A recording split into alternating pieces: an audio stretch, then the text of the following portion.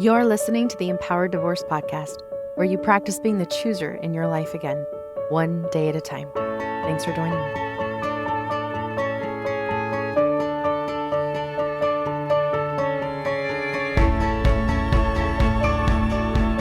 Hello, my amazing listeners. Thank you for joining me and once again, Tony Overbay, for the rest of our conversation.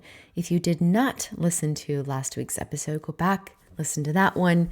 This is a continuum. I first just want to remind each of you to register for the free divorce support live session with me, where you can come, ask questions, feel supported by other people, feel like you're not the only one. I love sharing a thought or a concept right at the beginning of that live session. It's really a time just to get face-to-face with me, have some free support, and maybe connect with some other women and support other women as well. So go to the show notes, register for that so that you will get notified and reminded when we have it. And some months we don't, like this October. So yes, I'm telling you to register, and then we are not going to have it in October. But I want you to register today so that you can be reminded of when our next live divorce support session happens.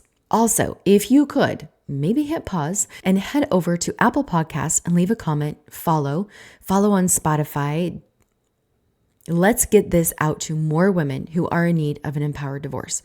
Let's help them find the support that really speaks to their life-saving divorce, as this helps, and it helps when you do all the things. So thank you. Okay, part 2 with Tony, another great conversation. And at the end of this episode, check out the journal prompts that I'm going to offer you to do this week to further explore what we are talking about today. All right, here we go. Well, Tony, thank you again for coming back and doing part 2, because we did leave with we were like heading into some really good stuff. Yeah. And I know that you just sharing pathological kindness and this concept, I think, is going to be really valuable for my listeners. Mm-hmm. You just did a deep dive. So I did. Should we tell the backstory that, this is part 2. I disappeared for another 2 years. Now it was a few weeks. And then you were so kind and reached back out. And I just got back on this call and I just said, did you like the thing I emailed you? And then we just spent 5 minutes with me. I have no idea who I emailed it to, but it was some really cool notes about the first time that we talked. But then what it did was I saw where we left off.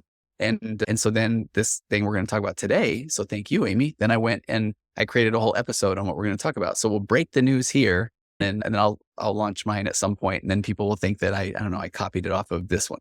So no, never. If anybody's copying, it's me off of you. You do such amazing work and I've been following you. So I would love to hear, and again, with my women who are divorced, and a lot of them are still showing up this way, presenting this way, trying to keep the peace, especially when kids are involved. So I'm just going to let you go, because what do you feel first and foremost would be really helpful for my listeners to understand about this? Well, so what this led me to is, I know we were talking about, I identify this person as the pathologically kind, and they find themselves in the relationship with the emotionally immature. And this is a funny thing. And I actually did not go back and verify this, but I thought that the first place I got the pathological kindness piece was from Ross Rosenberg in his book, Human Magnet Syndrome. But I remember, because he came on my podcast, that was a funny one too, where I had talked about his concept of pathological loneliness, because he talks about that, where the person that has what he calls self-love deficit disorder, which would be the people you're working with. And then when they get out of that relationship, they have this pathological loneliness feeling. And then the way that is best eased is by turning back to their narcissistic lover. Like that's their drug of choice. And so then he has a theory of moving on to a thing called self-love abundance, it's amazing. So that whole concept's neat. I mention it. I get an email from Ross. Here's where my rejection sensitivity is on high alert. So I'm assuming that it's a cease and desist and I need to remove it from my podcast. And he's saying, hey, let's be friends and let's talk. So I was like, oh, okay, that's cool. So that's why when you and I were texting about coming back on, so I mean, I'm immediately thinking I'm getting sued when I get one that's from him. And it turns out he's a nice person. That's so then awesome. we start talking about, in the book, Human Magnet Syndrome, the Human Magnet Syndrome is what I thought that Ross had said was pathological kind person with the narcissist, and they form a human magnet. But I went back and looked, and he doesn't exactly call it the pathological kindness. So now I'm co-opting that, and I'm going to take that one on for myself. Yeah. But the reason I think that it's so significant is kindness is a good thing, but then the concept of a pathology is not necessarily looked at as a positive thing. And so this is what it got me writing after we were trading message today. So I'm going to read a little bit, some notes. Yeah. Because this part, the term pathology comes from the Greek word pathos, meaning suffering or disease, and logos, meaning the study of. So in medical context, pathology refers to the study of diseases and how they affect the body. But in psychology and behavioral sciences, pathology is used to describe patterns of behavior, thoughts, or emotions that are maladaptive, harmful, or outside the norm in a way that causes distress or impairment. So when you combine pathology or pathological and kindness, that it really is, it is a trait that is persistent and habitual, extreme or exaggerated beyond what would be considered typical, and often harmful or detrimental to the individual or others, and then resistant to change even when it causes problems. So, and this is the stuff I feel bad telling the pathologically kind person that you are too kind. And that kindness can actually be a detriment, because I never want somebody to stop being kind, because that's a gift, and that's right. And that's a value. I mean, you can continually be kind. There's no end to kindness. But here are some points that I jotted down about here's why I think it's important to recognize pathological kindness, because the pathology of it indicates that kindness is taken to an unhealthy extreme. So kindness is a positive trait, but when it becomes pathological, it's not necessarily balanced. And I think the concept of pathological kindness leads to self-neglect, because people that are pathologically kind are going to put others' needs ahead of theirs. And now, right? Yep. I see the way you're nodding. It's like, oh, now we're in familiar territory. And then people that are pathologically kind typically lack boundaries, because they don't want someone to be upset with them. They don't want somebody to be uncomfortable. And it goes back to like, they'll take the brunt. And the underlying issue, I think it's a lot of times it's from deep-seated issues around things like self-esteem, which, I mean, that's the part that just breaks my heart, because you have somebody that in essence, they are being so kind because that is the way that they feel like they will be loved. So there's like a fear of abandonment underneath there as well. I was going to say there's got to be, layers, more right? of the layers of abandonment, alone, not approved of, accepted. Yes.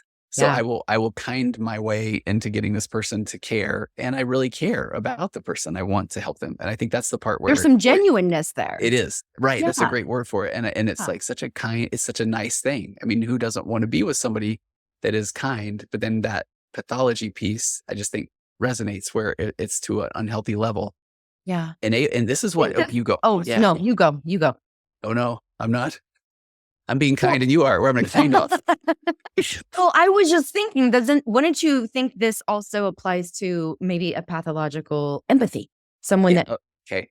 Because that's so me. Funny, Amie. I've got like Are we on the same page? Yeah, because I jotted down like a dozen different things. I was like, okay, well then what are other things that could be pathological? And I wrote that the number 2 one is empathy. So I wrote the positive traits, then the pathological traits. So the positive traits, understanding and sharing the feelings of others. The extreme or the pathological empathy is emotional exhaustion, taking on others' problems as your own, difficulty separating your emotions from others. So I started going down this path of, I wrote down like pathological ambition, positive drive to achieve goals and improve, but the pathological piece, workaholic, neglecting personal relationships and health, never feeling satisfied with their own achievements.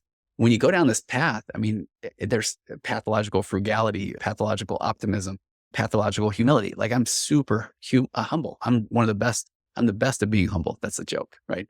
I got it. Okay, thank you. Please insert that in post. But really on that one though, positive version of humility, being modest about one's accomplishments and importance, but the extreme version of that is self-deprecation, inability to accept compliments, undervaluing one's worth and contributions. And I think I see that a lot. And I think that's a close cousin to the pathologically kind, is somebody that is pathologically humble, is they play small. And these are what I'm gathering from all of this, and what I want our listeners to see is that you have these beautiful, genuine characteristics. Yeah. They are often, what's the word I want to use? Maybe, okay, I'm going to use, for lack of a better word, tweaked in a direction. They go tweaking in a direction to serve our own purposes, like not being alone, being liked, wanting to feel lovable. And then the person that is emotionally immature, narcissistic, can take advantage of that. Yes. Absolutely. And that's where I think our last conversation was, where we're seeing the dynamics there play out pretty intensely. And that's where abuse also comes in. Absolutely. And I think that you nailed it with I mean, because that part is there's I think we were maybe talking a little bit about there are no bad parts, or there's we're all doing everything is a need seeking behavior. So that one does seem really obvious from a positive standpoint of that part of you wants desperately to show somebody you care because I mean, I would imagine that there wasn't as much of that modeled in your own childhood. And so you were performative, or you just weren't acknowledged. So it's like, okay, this must be a way to get acknowledged. I can try to earn my way. Right. Right. And I think it's important to note then, like what we're talking about, that any trait can be excessive. I think that pendulum swing happens where somebody gets out of a relationship. I'm imagining you get the same vibe where somebody says, okay, how do I stop doing that? How do I stop being kind? It's, oh no, how do you adjust that pendulum swing from being Balance overly out. kind? Yeah. Get back into the middle there. And And the missing piece there, I have seen, tell me what you think, Tony, but the missing piece in there to balance that out is the connection to self. yeah. Is Oh, absolutely. self. I think because there is so much actually disconnection when we are in, like we're talking about, pathological state of kindness, empathy, whatever that is, we are essentially losing ourselves, because it's like we're talking about trying to get either something external, right, to feel that sense of self.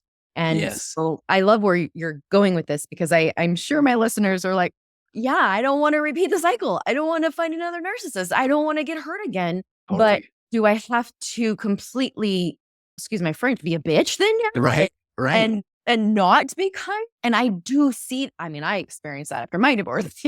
Well, where what was that like? Yeah. I mean, what'd you do? it was, especially to men, it was, don't even look at me. Okay. Like, I don't want, like, don't even look my way. If you look my way, there's going to be a problem. Like, it went Yeah. a swing on the other side. I didn't want to give the time of day to any man. Yeah.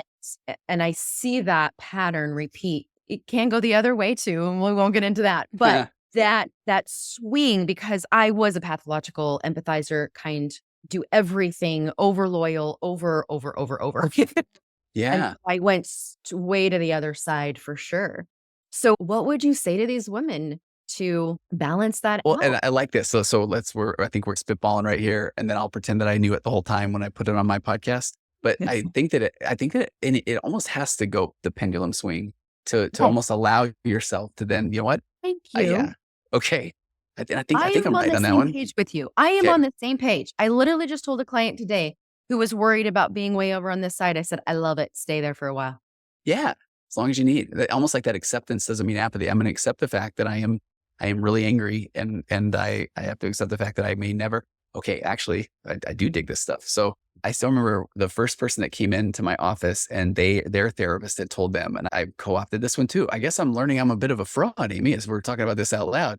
But the person said that their therapist had said that they had to accept the fact that they may never get married again. And they said that felt super scary. And so I've actually then said on a few podcasts when I talk about this one, the acceptance doesn't mean apathy. It means to take in without defense in its entirety. So if I accept the fact that I may never get married again, it does not mean back up the chocolate fountain, bring in a dozen cats or so. It means that I now am not trying to show up in a way so that somebody might want to marry me. I'm showing up and I'm accepting that fact. So I am just being and doing. And so then, but it's so funny as I say that, it's like, and you better not look at me. But I mean, that part, we get rid of that part eventually. But it's that, so that's what I start telling is like, but it's so hard when somebody's feeling that pathological loneliness and they're feeling like, okay, could I have done anything different? Or what if nobody ever, so that one's a hard one to ease into, first of all. I don't know, what do you think? It's really, really hard. You're spot on there. And I have a lot of women, and I know listeners that will relate to what you just said there. And yet again, I think the answer, not that it's easy, but the answer is finding yourself in that. The missing piece is always ourselves. And we try to find that in a new partner or something external. Even our children. I lived in that space too, where I just dove into my kids then and fine, they're going to be my life. And my therapist is like, no. Yeah, I say whether they want to That's or not, gonna like keeping our kids, yeah, like we're yeah, and right? I see that one often because that one's funny too. Because it's so funny now that we're admittedly to your listeners, this is a couple weeks apart, and so I worry that we said this already, but because in the world of differentiation, the more I'm learning about being differentiated is that a kid's job is to become differentiated from a parent. And then, so I have thought about this lately where if a parent is almost seeking that connection aggressively, in a sense, that it's going to cause the kid to fight even more for autonomy. And Mhm. so, and then if the parent is the controlling or emotionally immature parent, now you can just see where that schism just occurs and it gets really, really deep there. It does. Yeah, Even more complicated when it's in a divorce situation I because bet. 'Kay. a lot of times Yeah, my listeners are parallel parenting. And anyways, it's already the dynamics between parents and child are strained. And so if one parent is seeking their children for their own sense of self and worth and filling that void of loneliness, it gets very tricky to say the least. Some enmeshment mhm. happen as well, where I know you just mentioned that the kids can rebel and go away, but I've also seen it happen the other way where kids then feel like they need to care Oh, yes. the Yeah, parent, yeah, yeah. right? I need to Yep. care, and it's usually the mother. I need to make sure that she's okay. And this gets perpetuated with especially young men or boys. You're the man of the house now, and you need to take. Yeah. So I've seen it either push away or now we have an unhealthy enmeshment. Boy, that's true. And then you're managing the parents' emotions. And that one's one where I think it's interesting when I'm having that conversation with a couple and they are choosing to get the divorce. Then I have a big old speech about not making it about the kids. And they will say, we're not, it's not going to. Until then, the immature person, the first time the kid says, man, I'm bummed that you guys are separating. Well, I didn't want to either, champ. Why don't you go ask your mom? And they're like, hey, I'm just telling the truth. And it's like, Yep. no, that's being a jerk. Yeah. Yeah. Yeah, It's that was, really tricky there. We can do a whole several hours just on kids. But okay, so go back with me to yep. this, whether it's kindness or empathy, all of these, again, characteristics that these women have that are beautiful, that are amazing. And yet, how do we help them balance that out? Because I know all of them are just trying so hard not to repeat the Yeah. pattern. Yeah. And so I think that there's a couple things I want to acknowledge. And again, I want your opinion on this too, is that I think when you really think about that concept, the pathological kind person or the highly sensitive person or the empath who finds themselves in this human magnet syndrome, that I can't imagine, honestly, as me, how deeply they feel or care or that concern is there. And so that I think that's part of what makes that magnet that is hard to break because that person, they're used to putting somebody else first. I mean, that is, again, we have to acknowledge that has been what they've been doing for such a long time. And then they don't want to give up on the potential of this other person or the relationship. And then I think one of the big things is that they're used to feeling responsible for their partner's happiness. And then another one is you're asking the intensity of the emotions that they feel is, man, I've got 8 thoughts going through my head right now. So let me put a couple of them out here. So one of them is at one point I made up this continuum of narcissism in my head when I was learning about highly sensitive people. So on one end is the highly sensitive person. On this end is the most narcissist of all narcissists. And so my wife is hilarious. But when I was telling her about this, I'm like, so I'm here. Like if the listeners are listening, I was trying to put myself at halfway and she moves myself a little more toward the narcissism side. And then I was saying, okay. And then the highly sensitive person is down this continuum. And so I was saying, anybody, you feel like the person anywhere up the continuum is mature, but then anywhere down the continuum, you're like, hey, don't worry about it. Like, it's not a big deal. And so then Mhm. the highly sensitive person is always going to be down that continuum from the more emotionally immature or narcissistic person. And so then throughout their marriage, when they have a concern and they say, I feel a certain way, the person is able to say, it's not a big deal. Don't worry about it. And so then eventually the highly sensitive person acquiesces, gives in because they know they're not going to be heard or seen. But then the narcissistic person feels like, okay, good, we're good now. And so that just continues to further that cycle. So then that's my long-winded way to say that when the person is finally trying to have a voice, they're also used to whatever, 10, 15, 20 years of, it doesn't matter what I say. And so now I'm trying to express myself. And then you've got all those things about they're used to putting others first. They believe in the potential of the relationship. They feel things more deeply. So I just Yeah. think that all that is so important to acknowledge that you're asking somebody that is in their bones and their DNA and their pathology to then do this thing that is going to feel like they are ripping this person.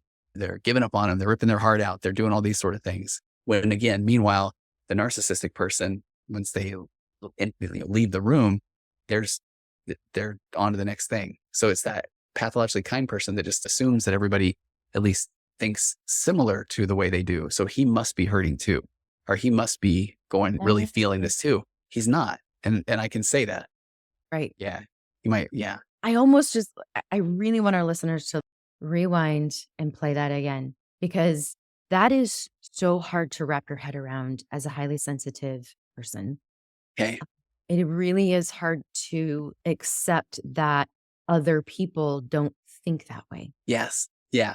And when there's the drips of nice, and I use that word purposely, not kind, Okay. Yeah. right? The nice narcissist, when you get the breadcrumbing or they show up in some ways that are fantastic, it makes it all that more confusing to understand that like what you just said, that they could actually walk away and not even look. Oh, right. Can you even imagine that? Yeah. It doesn't compute.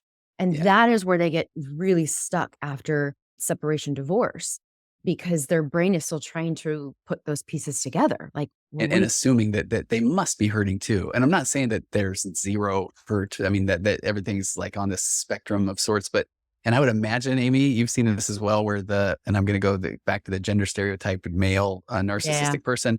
They they're divorced, and then he gets married very, very quickly.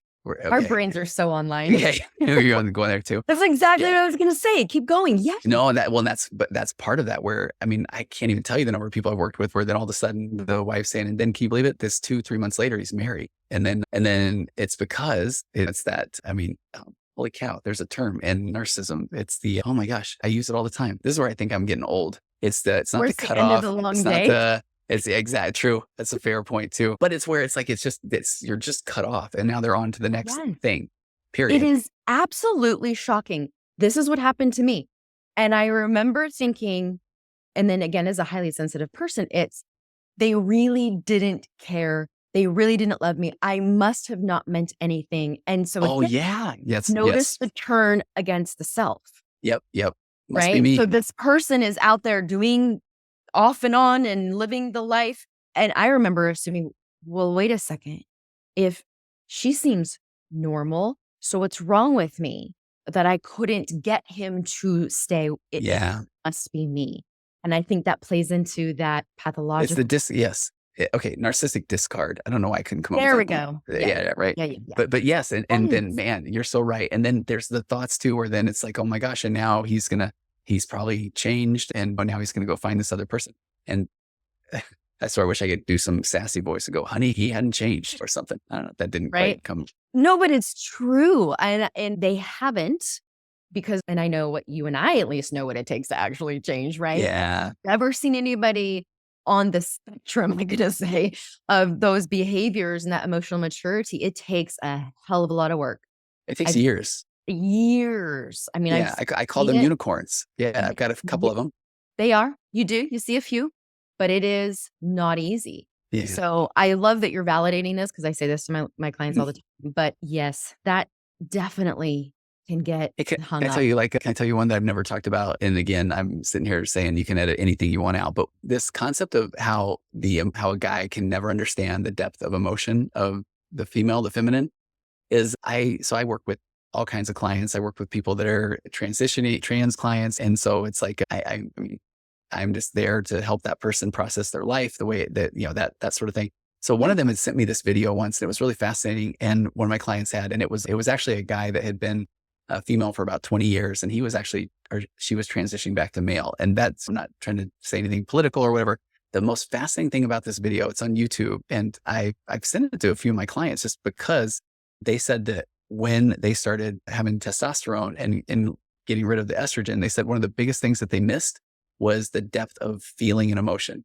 And I just thought that was brilliant. So, I mean, it was almost like right there is that they talked about when they had first started taking hormones and blocking their testosterone, that the feelings and emotions were so strong. And I just thought that right there is really, really fascinating to think, oh, I have no clue what my wife feels at all. And nor could I. So that's where I go back to when I'm telling her, don't worry about it, or it's not a big deal. That I am being a jerk. I mean, It might not be to me, but I can't imagine, because that's where the only thing I can do is say, oh, how are you feeling? What is that like? Tell me Yeah. about that. How can I help? How can I show up? Because and again, that right there just shows, Yeah. I don't even know what I don't know about the depth of feelings that you must have, Amie, or my wife, or yeah. It is true. I don't know if Hope Ray, but she has some beautiful new terminology. And one of the things she's coined is wise femininity. And it's the sensitivity, intuition, and vulnerability that a woman has. Oh, I like that. And it's the trifecta. And they can get off balance and out of whack. Okay. But when we have that trifecta working together, it is a superpower. It really, Wow. really is. But it can get out of whack when you are living in an abusive relationship. Yeah. And when you've gone through betrayal trauma, because now you either become hypersensitive and low vulnerability, or low intuition and high vulnerability. Oh, I like that. Either way, they get all out of whack. And so one of the things that's coming to my mind with this is we're talking about, okay, so yeah, we're going to swing way on this side after we separate or divorce. I think part of this too is becoming, maybe refamiliarizing yourself with your emotions and your wise femininity as a woman. Okay. Can also help maybe bring that back to balance. It's just, I don't know. Well, I like it because it's one of the things I'm on the last few months is that concept of not ever letting our emotions come out, but then just let them run free when you are feeling them. And it's really difficult for a guy for some reason, pride and all that stuff. And we think that real men don't cry, all that stuff. But I really like what you're saying, because the pathologically kind woman who has been managing everybody's emotions has to have been putting hers on the shelf or burying those. So I like what you're saying. I mean, part of that pendulum swing is allow them to just go and be, and they might be really big, and just let them out. It's hard to trust when you think about betrayal, trauma, abuse, divorce. The trust in self is low, trust in others are low. And yeah, it just. Can I say something about that? Yeah. Back to this concept of acceptance. What I do think is fascinating is when I'm working with a couple that they're trying to make it work after betrayal. And that's again, where if a wife will say, or a guy will say, well, when's she going to start trusting me? And that's where I love saying, oh, we're accepting the fact now that she may never trust you. I mean, that's again, it's just because now that we've accepted that, now we're not trying to continually like, oh, can I or can't I? Or it's like, oh, you'd be crazy to trust him at this point. And it's one of those funny things where when I was talking with my wife at one point, and I was talking about the times that I was more emotionally immature, and she was, I forget the context, but she was bringing that up, and she had mentioned that. She said, okay, man, it would be hard for me to trust in this particular area. And I was like, oh, you shouldn't like that. Again, that would be crazy. And it was funny because I loved that her response was, I feel so validated, but also angry. And I was like, yeah, I mean, and you can hold both of those emotions. Like that's part of this concept of whole object relations. Like, you can feel all those things because it isn't that all or nothing, black or white. But back to that trust thing, it would be a fool's errand to say, you must trust me. Right. You know? Yeah. I love how you're saying that. The word choice comes to mind as I heard you say that, because what you're doing is giving them the choice to trust again. This person betrayed that. And so when the dynamic is, when are you going to trust me? When are you going to trust me? I'm doing all the things. Yeah. Right. And she's like, I have to trust. And so I love what you're saying there, because it absolutely puts the word choice back into it. Yeah, no, that's good. And then I think that plays to this cool concept that when I think people are really starting to discover that they're allowed to think and feel the way that they can, that then there might be a moment where they are starting to feel, man, I do feel pretty trustworthy, or I'm starting to trust them. And then later that day, it's like, I don't know, maybe not. And that's actually part of the real human experience is like, check that out. Sometimes I feel that way. Sometimes I don't, because that's the real way human emotions work. And that's okay. Yes. Yeah. Yes. Yeah. Trying to just get people to accept the humanness. Yeah. There is so much black and white. There's so much right and wrong. There's so much of the extremes that can get in the way. And when you have trauma and when you have complex trauma, and I've lived in extreme for so long, and that's the majority of my clients, right? They've been in survival, lived in such extreme, unhealthy relationships. It is so hard to find what healthy is. Yes. Wrap up with that, actually, because I know you and I could just go and go, but up with that one, Yeah, it's really interesting to put it that way because I've started to try to introduce in some of the podcasts, like, let me give the healthy version of what this would look like. Because even when I'm Yeah. trying to lay out in a couple scenario, hey, here's my 4 pillars and here's the way to communicate. And I've realized at times I just get these blank stares. They're like, okay, that sounds great, but can you just tell us which one of us is right, and which one of us is wrong? And I'm trying to say, well, okay, let's shoot a little higher than that. Let's look at this healthy way to communicate. I have Yeah. to tell you, I mean, ADHD or moment here that I have to like, I feel like I'm trying out new material at a club, right now. Cause I had a thought this weekend about something that I want to explore so much. Bring But it. I think I can fit it into this, how one finds their sense of self. So I was, long story, but I was listening to a podcast and made me think of this other thing, but I was thinking about people, the podcast was talking about this concept of conversion disorder, where when somebody is bottled up all their emotions or feelings, or they eat their stress all the time, that then the body will eventually, it will come out in like back pain. Or I had a client once that would have seizures and they put him through a series of tests and couldn't find anything wrong. And so conversion disorder is a really fascinating concept. So then I was thinking about that. And then some of the people that they were talking about in this podcast just eventually just started doing other things with their life. And then they no longer had the symptoms. And then I was thinking about people that have somebody that I'm aware of in my extended family that has some really, really chronic pain issues. But then to them, I feel like it's a lot of their identity. And so then when you ask them how they're doing, and if they accidentally say they're doing okay, and then you're like, oh, cool. And what? But I mean, not that good, because it's almost like that has Mhm. become their sense of self, their identity. And so then they're afraid that if people don't identify them as always in this chronic position of pain, that then they will be forgotten. And so then it got me thinking about, so here, I'll turn it around about me. I used to always say I'm the marriage therapist and ultramarathon runner. I haven't ran an ultramarathon in a few years because I tore my meniscus playing basketball. And it's in a weird way that it's like, if I go get surgery on it, then I won't be running much. And I'm still able to run a fair amount, but it's like always bugging me. And then I had a thing a couple of years ago that it also causes some pain that I thought was like cancer scare. And all of a sudden I thought, oh, I don't even talk about these, but I'm always aware of them. But it's because I've got so many other cool things I want to do. And it just had me think, okay, so my sense of self is not going to be defined by my aches or pains, but I have aches and pains.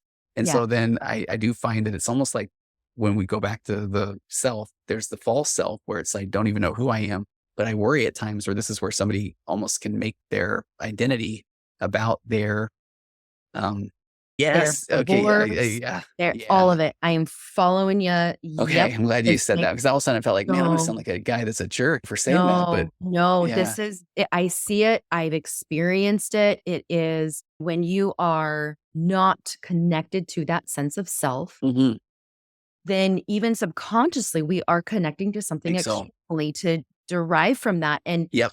yeah, oh, Is okay. that I'll tell you, I remember not one to be the divorced woman in my church congregation. It was okay? I was, like, the only divorce, right? So it was like, "Oh, she's the Really? divorce lady." Yeah. At some point over the years, it actually was like, "No, I'm the divorce lady." And I remember this is so vulnerable, but I remember another woman came in and she was divorced, and I remember having feelings about Okay. like, Like, how dare she take "No, your identity? I'm the Yeah. divorce lady." I mean, it's silly, but it No, was it's so real to good. me. It was so It real is, to me, Amie. and Yeah. I appreciate but that vulnerability. Yeah. we definitely don't even know that we're doing this sometimes. And yet, again, part of healing, whether it's healing from pathological kindness or or empathy or whatever, when we are in a space, in a stage of healing from divorce and separation, Mhm. I just cannot stress enough how important it is to do everything you can. And professional help is just, can't Yeah. just think you need it to help you connect back to who you really are Yeah. and find that true sense of self and identify with what you want to identify with, not what you think you should or supposed to Yes. or have. And that's Yeah. where real true healing comes. And when you can do that, all of you ladies who are worried about repeating or finding, what if I Yeah. narcissist again? I hear that all the time. When you are changed, your perspective, I always like point to my glasses, like No, it's you good. will see through a new pair of glasses. Yes. And And because and you're that seeing and that yourself. narcissist. Yeah, and I think you're so good with that, because when I talk about raising your emotional baseline, I always say that, like, the person that you would see when your baseline is low, or that you would feel like this is somebody that I don't know would have me in essence. You know, Yeah. that then when you're good with yourself, then I mean, person wouldn't even be in your, like you're saying, your line of sight. It wouldn't be, and I'm not saying that as I am so much better than this person, but you know, you No, kind of you're meet the spot on. person. Yeah. Yeah. It's like it's the same level of differentiation or the same level of trauma. And so Yes. when you heal, then I do joke that when you really know who you are, then and I gave this example on a podcast once because I had somebody that I was seeing and it wasn't about this, but they just said, here's a story. They said, here's a story I think you'll like. And they were out to dinner and with a guy on a date. And gosh, this is this bad thing about memory. They were doing something, I think in the sciences, maybe that was it. And so then guy said, oh man, I don't know how I feel about that. Like, I think that would be hard for me to accept if I was married to you or something like that. And she just said, oh, I wasn't even asking you. So I was telling you, this is what I do. And she said in her mind, she just thought, because I had said something on a podcast about a check please moment. And she said, and I was like, check please, and I just thought that was so good because it was like, she was so confident in who she was and what her job was. I think he said, what do you do? And she was telling him, and he's like, oh, I don't know how I feel about that. And right then she just knew, okay, that's silly. Like, right. I think that's the part where it's like, when I'm good, then I'm sharing myself, I'm sharing an experience, I'm sharing who I am, I'm sharing, or if you ask me a question, it's like, well, then if they're going to now attack my answer, that's where I just want to be like, what is this? Cognitive intimacy right there, ladies. Yeah, okay? yeah, This is cognitive intimacy. When you share your thoughts, ideas, opinions about you and they are poo-pooed, done. Done. You walk away. Check, So, please. I love it. Well, and you said something interesting too. And do you see this happen when you were talking about baseline? Mhm. They are so used to this level of emotional baseline, which is, I'm just going to say mean, okay? Mean, awful. If they don't do what we're talking about here, connect to themselves and start to be kind to themselves, start to have empathy for themselves, grace for themselves, then what I see happen is that they meet a nice guy and it is so different from mean guy. Yeah. Misinterpret it as the kind space. Oh, I like that. It's not. Yeah. It's just nice. Yeah. And so why this is so important, ladies, to when we talk about if we're swinging on the side of the pendulum of pathological, kind, empathy, whatever, when you find your middle because you find you, then you will find the kind guy. You won't, nice isn't going to be good enough. No, it won't be. But when you miss this part of yourself, I see it happen all the dang time. It's, oh my gosh, he is so nice. Well, yeah, it feels so drastically different because your baseline was like in the freaking gutter. Yeah. And so we've got to do this work for ourselves. Be kind to yourself so that you know how you want to be treated. Like this example, right? When you know how you want to be responded to about the work that you do and the life that you live, or the way that you are a mother, whatever that is important to you, when you can own that and be kind to yourself around it, you're not going to find the nice guy. You're going to find the kind guy.